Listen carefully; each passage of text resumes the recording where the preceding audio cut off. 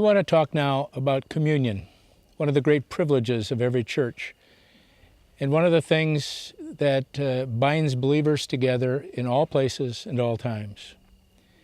It's evening here in Cyprus. As I look out across the valley ahead of me, I see houses perched on the hillside, lights on as people prepare for the evening. These houses have been like this for centuries. The New Testament tells us that when persecution broke out against the church in Jerusalem, in the very earliest days of the church, some of the Christians fled to this island, to Cyprus. Barnabas was one of the believers from Cyprus. He had traveled with Paul, of course, and then later when he and Paul had a disagreement and Paul went another way, Barnabas returned to Cyprus with John Mark, and I'm sure was a leader of the church here. So people have been having communion together, Christians, in this place for almost 2,000 years. So it's a privilege tonight to talk about that, this sacred responsibility that we have as pastors. Communion, of course, looks back all the way back to Passover, and then particularly to the Last Supper, where Jesus shared his last meal with his disciples. And it looks forward joyfully to the wedding supper of the Lamb. Jesus said, "I'll eat this meal again with you when we are all together in heaven." So communion, though it's the simplest of symbols, has such a rich heritage, has so many layers of meanings that we can think about. Several years ago, I did a sermon series for 7 weeks leading up to Easter, and each Sunday was a different thing that communion represents to us. Things like the bread of life and the blood of Christ, the communion we have with the saints, and the communion we have with God. There were all kinds of beautiful symbols that are symbolized, the wedding supper of the Lamb. Often when we take communion, our services are very somber as we think about the death of Christ. But honestly, they don't need to be. They don't all have to be that way. This is looking forward to the joy. This is a sort of an hors d'oeuvre before the banquet that we all wait for.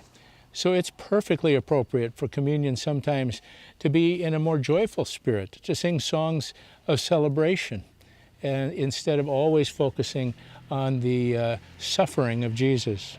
As you know, communion is served in different ways. There's lots of different ways that it's done.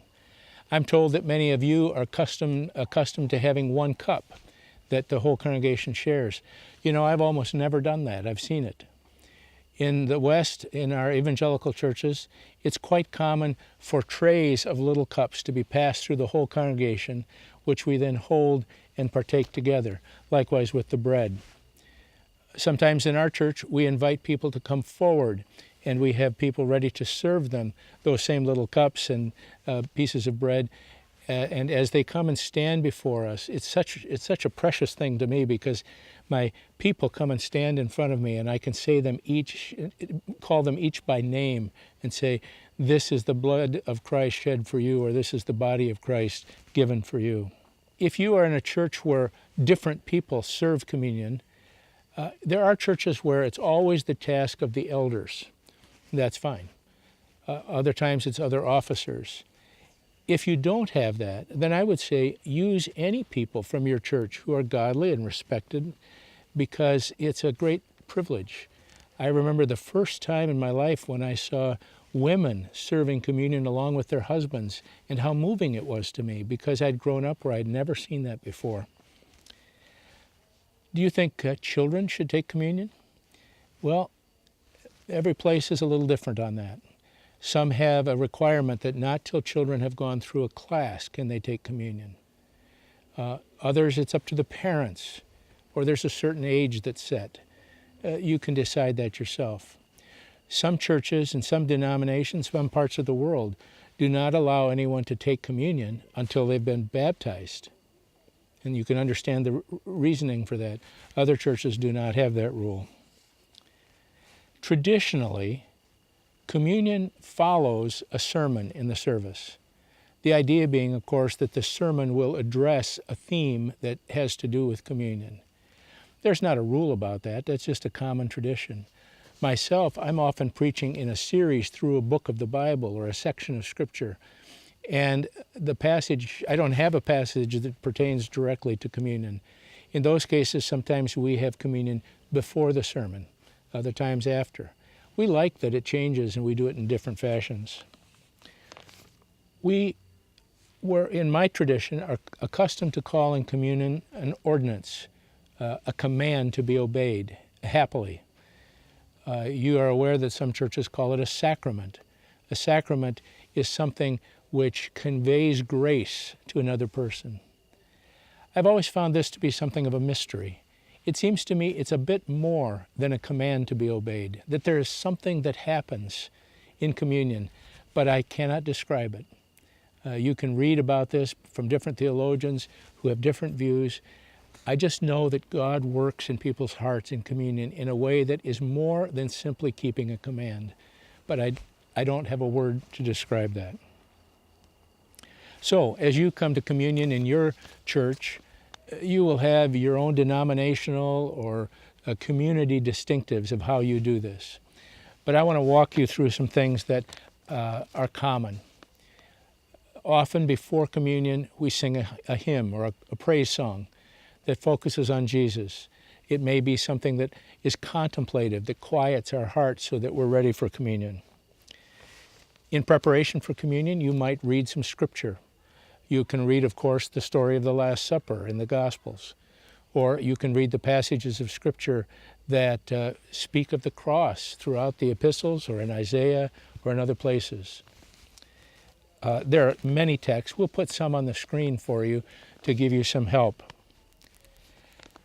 In many churches, it's customary to have what's called a word of warning before the communion.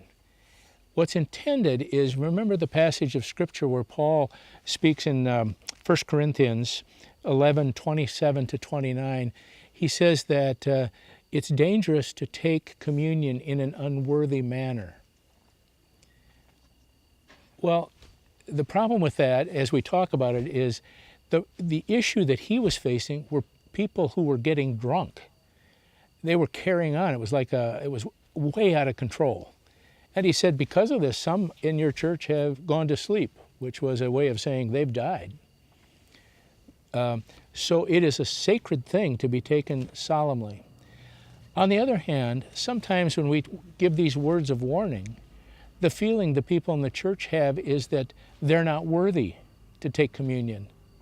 And that's kind of a dangerous place to be.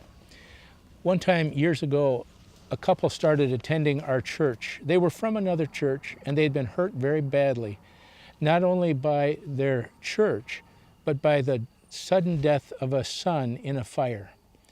So the turmoil in their church and this great grief, they just felt like they needed a break, and they would slip into our church and then slip out, and they intended to go back in time. In the services at that time when we had communion, I would say something like, if you're holding anything against anyone, then you shouldn't take communion. And the next time I met with this couple, she said, I didn't like it when you said that. And I said, why is that? She said, because that's why I need communion. Because I have a hard heart and I'm struggling with these people who've hurt me, and communion helps me to be forgiving. Well, you can make of that what you will, but I had never thought of it that way. And it helped me to be a little more gentle in the way I warn people. I indicate to people that this is a meal for believers. Although you might not know that there are schools of theology that say they believe it's an evangelistic thing, that God actually works in the heart of the unbeliever who takes communion. And you can think about that. That isn't my own conviction.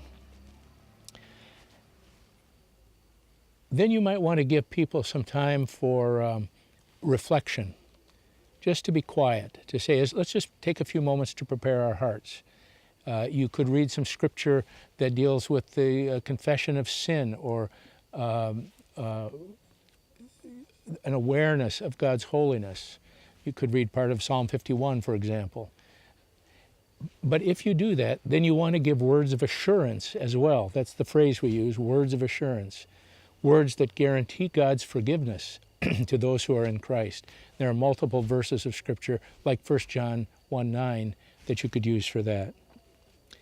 Some people like to have a confession of faith connected to communion, like the Apostles' Creed, or a verse of Scripture that is a good summary of what we believe. Then there is a prayer. This prayer is sometimes called the consecration of the elements.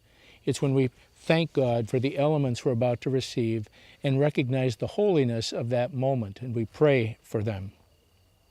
And then the communion is served. As I've said, there are lots of ways to serve it. We, at one point in our church, had different tables in different places around the sanctuary, and people would go and someone would be there to serve them. Or someone would serve them, and then they would wait for the next people to come, and they would serve them, like that. One time, in the middle of our worship service, after I'd talked about how communion is a form of fellowship, and it symbolizes our unity with one another, I surprised everyone and had them all stand up and go to our fellowship hall, where we had tables set up, and we took communion around tables together. But there are many different ways that you can do it.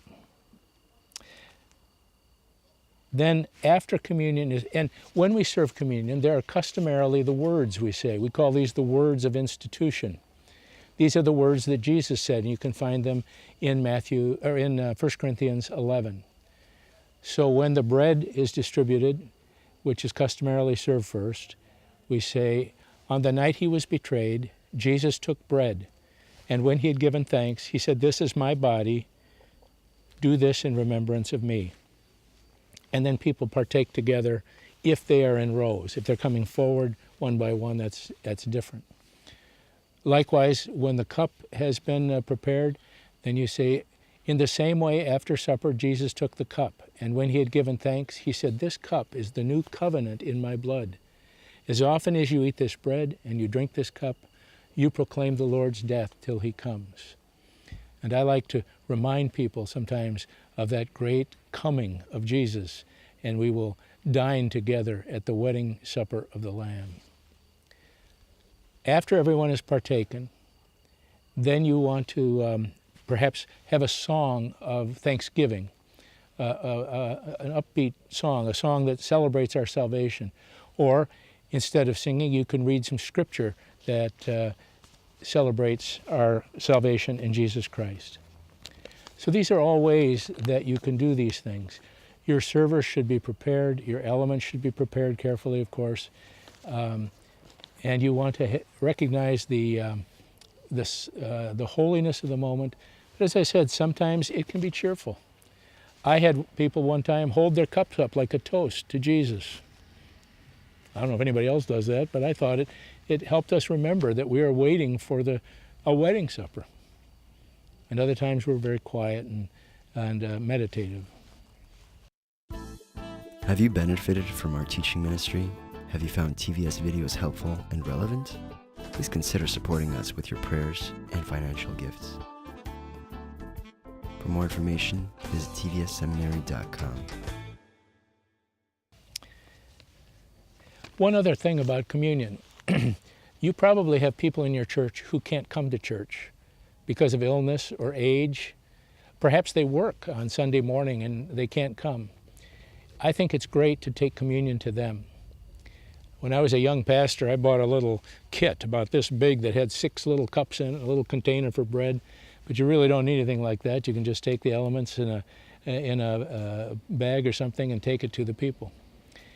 Since communion symbolizes fellowship, if possible, it's great to have some other believers with you, even 1 or 2 others, an elder or another couple, somebody that can come with you so that there is this sense of community with someone.